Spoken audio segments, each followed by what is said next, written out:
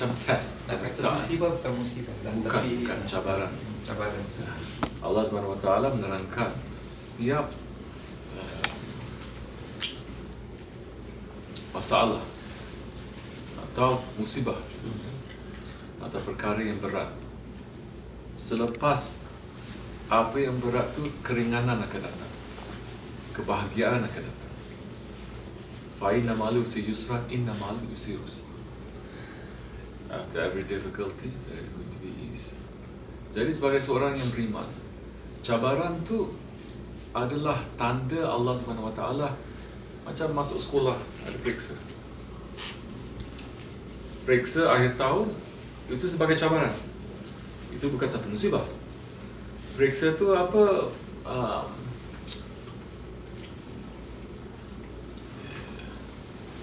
Maknanya periksa. Ia bermakna bahawa setahun kita belajar. Periksa tu bukan datang macam gitu aja. Allah SWT sudah pun menerangkan dan memberi kita ilmu untuk pemeriksaan tu. Kalau dia datang, kita boleh buat. Kalau kita buat, kita pass, tingkatan kita naik. Jadi cabaran itu sebagai pemeriksaan yang dapat meningkatkan ilmu dan meningkatkan itu apa? Faith.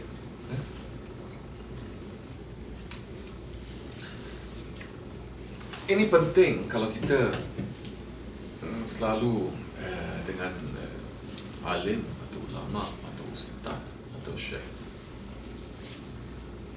Jadi secara mereka tengok macam mana dunia ini, cara mereka tengok tu dengan cara spiritual, bukan cara dunia. Segala cabaran di dunia ini kita anggap itu satu perkara yang tak baik. Itu bukan perkara yang tak baik, tapi itu ada hikmat. Jadi kalau kita selalu dengan orang, Allah SWT mengatakan be with the salihin.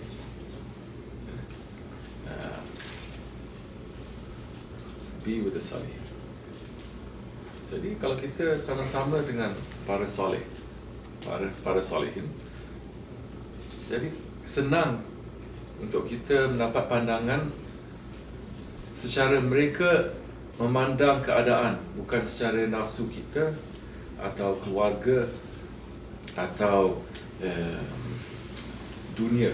Cara kita tengok, cara mereka tengok. Bagaimana mereka melihat? Mereka melihat dengan mata pandangan Allah dengan Rasul. Tengok hidup Nabi dan hidup sahabat kiram, cabaran, penuh cabaran. Musibah, boleh kata musibah juga. Kehidupan mereka bukan kehidupan yang senang, teruk setiap hari. Jadi mengikut pandangan orang dunia, kehidupan mereka, cara hidup mereka macam dilaknat. Betul kan? Tak habis-habis, susah aja. Ini jadi, itu jadi, habis teruk. Tapi itu bukan perkara yang benar. Itu bukan realiti. Realiti itu ada cabaran dari Allah SWT, dan mereka tahu apakah hikmat di sebalik cabaran. Jadi untuk mendapat ilmu hikmat, kenapa ini terjadi? Ini yang kita patut bersama dengan para soleh. Bukan semua perkara yang, bukan semua yang manis tu baik ya. Kebanyakannya yang manis tu merosakkan badan. Bukan semua yang bitter, pahit tu itu tak sedap, tapi dia baik untuk badan. Jadi lingkup pandangan ini penting. Ya. Jadi tak salah lah kalau kita anggap bahawa jika kita dihadapi bermacam-macam cabaran, tu masih menunjukkan Allah sayang kita. Ada hadis Nabi SAW mengatakan, Kalau Allah SWT tak sayang kepada seorang insan tu, dia tak akan beri satu pun sakit gigi. Ini hadis Nabi. Allah SWT tak akan memberi satu sakit gigi pun tak ada. Semua baik, semua elok, semua manis. Ini keadaan kami secara manusia. Kalau hidup ni manis, kita lupa Allah, kita lupa daratan. Manis tu manisnya kepada apa? Bukan kepada rohaniat, ya, kepada nafsu.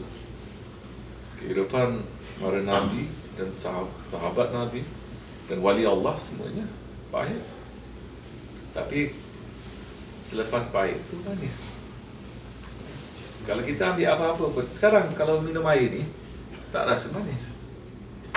Tapi kalau ambil empedu, datuk saya dulu makan empedu, mak pun makan empedu pasal sakit itu kan, kecil manis. Ni cara orang dulu lah kan. Dia makan empedu. Kalau makan empedu pahit, minum air manis air. Betul kan? Air pun bertukar. Jadi kalau kita tahu apakah purpose, hikmat cabaran itu, tapi kadang-kadang kita tak tahu. Itu kita kena merujuk kepada mereka yang tahu, syekh yang tahu. Syekh lain daripada alim atau ulama atau ustaz atau imam. Imam untuk berimamkan makmum aja sembahyang, ya. Alim sekolah tinggi-tinggi, sekolah Arab. Tapi kalau syekh, dia berpengaruh dalam kehidupan. Macam orang dulu ada macam, kalau tinggal satu kampung ada ketua kampung. Ketua kampung tu daripada kecil sampai besar dia tahu semua orang. Syekh tu itulah.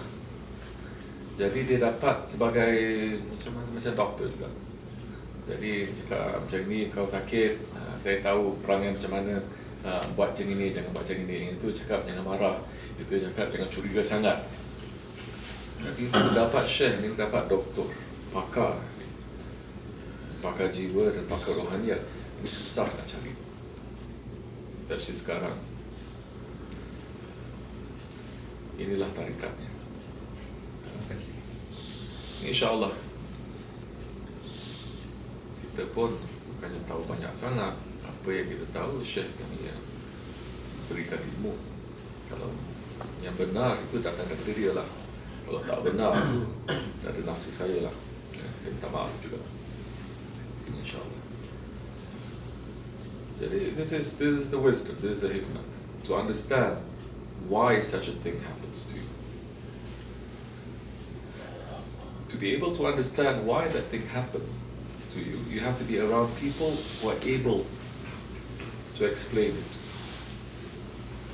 If you're not around people who are not able to explain it to you, then to you, you don't understand why such a thing is happening. So, you have to find meaning, inshallah.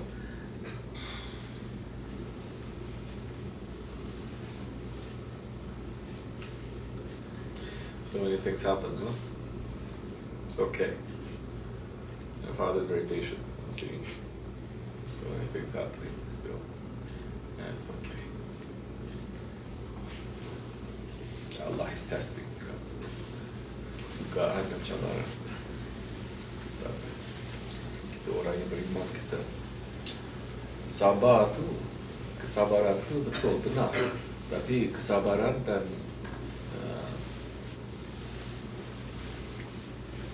kita berilmu dengan kesabaran.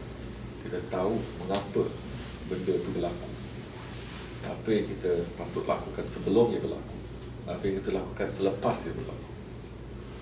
Ini hikmat dan ini adalah kepintaran di dalam kerohanian.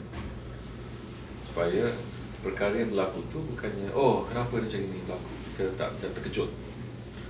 Prophet SAW, Nabi SAW mengatakan seorang mukmin tahu kalau duri, ya, masuk ke dalam jari, itu daripada Allah, itu nikmat atau itu laknat. Jadi untuk mendapat tahap untuk mengenal pasti bahawa itu laknat atau itu adalah satu rahmat, kita kena belajar, kena tuntut. Tapi belajar tuntut dalam tarikat itu bukan baca buku. Ya. Ini tarikat Naqsyabandiyah, ilmu yang tertinggi, paling tinggi adalah ilmu Allah, mengenal Allah. Tak ada yang lebih tinggi daripada itu. Tapi Nabi SAW mengatakan untuk mengenal Allah, kamu mesti mengenal diri. Sesiapa yang mengenal diri, mengenal Allah. Jadi, ilmu kenal diri, inilah yang paling penting dalam tarikat.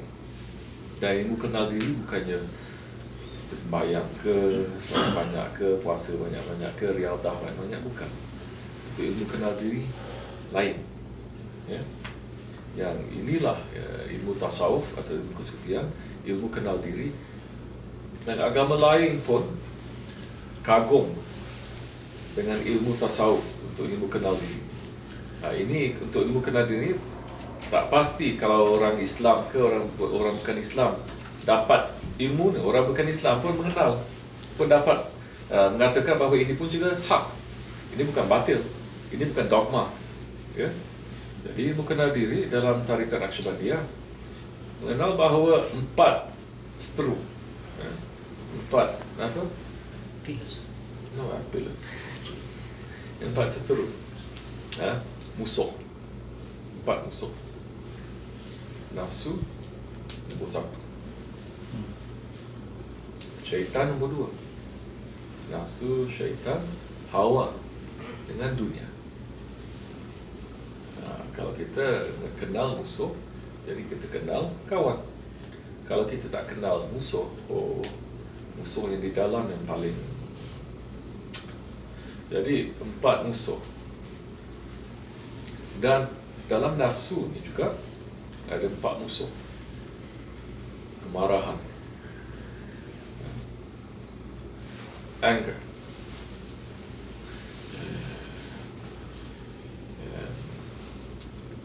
envy, iri hati, arrogance, what's arrogance? Riak. Riak, kabur, riak, stubbornness, degil. Ini 4 karakteristik yang datangnya daripada syaitan. Jadi daripada 4 ni berpecah beratus. Jadi untuk mengenal, kadang-kadang kita ingat kita tak marah, tapi orang semua tahu kita marah. Betul. Ya? Kadang-kadang kita kata, tak, saya tak iri hati, tapi perbuatan itu menunjukkan iri hati juga. Ya? Jadi untuk mengenal musuh, ini yang paling penting dalam ilmu tasawuf. Mengenal musuh, bukan musuh kat luar. Bukan kata musuh Yahudi lah, bukan. Musuh di dalam. Ini tafakur. Kenal musuh, kenal diri. Tadi sembahyang, kenapa kita sembahyang? Tadi menolong orang, kenapa kita nolong orang? Itu tolong orang tu untuk ikhlas ke untuk ada lain? Kan? Inilah tasawuf. Jadi kalau kita mengenal diri begini, cabaran datang, kita kenal juga kenapa cabaran datang. Dari siapa dia datang? Daripada perbuatan kita atau Allah bawa test saja? Ini ilmu. Ini ilmu. Allah mengatakan, kalau kamu ambil